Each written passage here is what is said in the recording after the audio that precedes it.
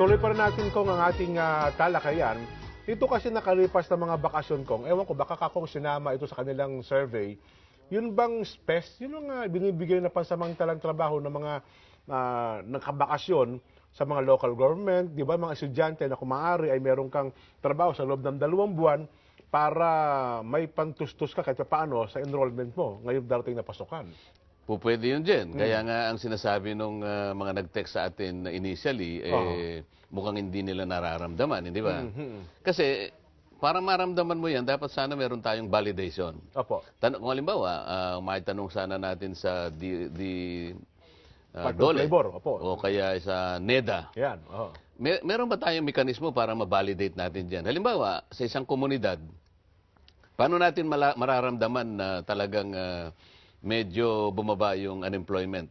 To the extent na medyo nakakuha tayo ng 0.05% na pagbaba. Kasi from 7.6 yata o 7.5 naging 7. Opo. Ngayon, titingnan na sa komunidad, ano yung mga variables. Halimbawa, kumonti yung tambay. Pangkaraniwan, 15 tambay, halimbawa, magmula sa alas 7 ng umaga hanggang alas 10 ng tanghali, halimbawa. Bigla ngayon, naging 3 lang. From let's say, 25 na tambay, naging 3 na lang. Pagkatas titingnan mo yung tindahan sa kanto, medyo tumaas yung niya. Sales. Yung sales niya.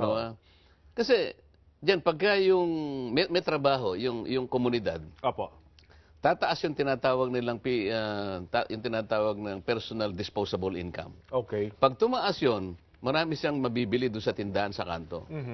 So dapat magkakaugnay yun. Nawala yung tambay, medyo umonte. Tumaas yung kita nung tindahan sa kanto. At iba-iba pang variable. Pagka nagkatugma-tugma ito, pwede natin sabihin naramdaman natin. Di ba? At saka anong lugar?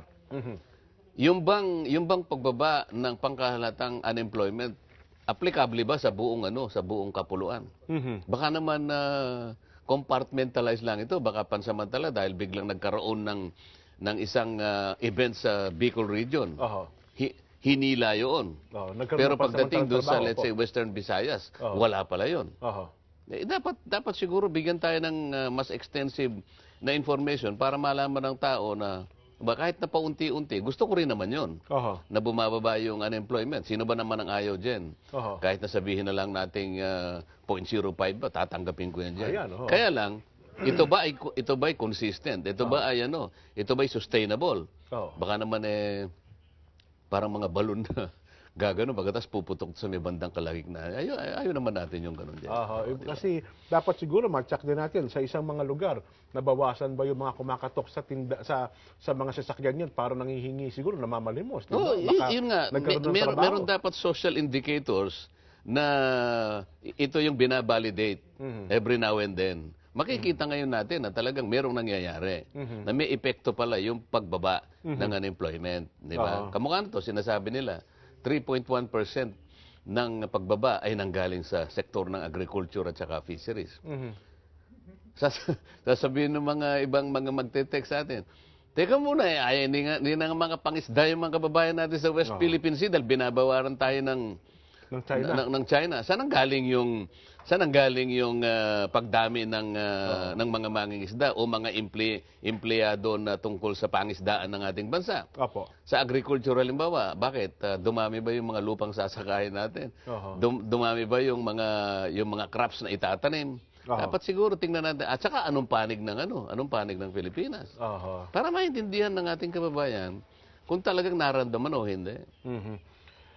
Anyway, Kong, may makakaparehan ba tayo? Si Asek Rosemarie Edelion ng NEDA. Lagi natin nakukonsulta ito. Asek, napapanood ka po sa Net25, napapakinggan po sa Radyo Agila. Magandang umaga po, Asek. Kamusta na po kayo? Yeah, magandang umaga naman. Mabuti naman po. Kasi ho kayo, siguro napapakinggan nyo po kahit bahagya yung tinatalakay namin ni Kong Dante ukol ito sa tumaas daw po yung ating jobless rate. Ma'am, itong pag-aaral ito inilabas ata sa survey ng NSA, Pero sa part po ba ng NEDA ay kasang-ayon din po kayo sa porsyentong lumabas na ito? Opo. Sa PSA po yan, Philippine Statistics Authority, attached agency po yan ng NEDA.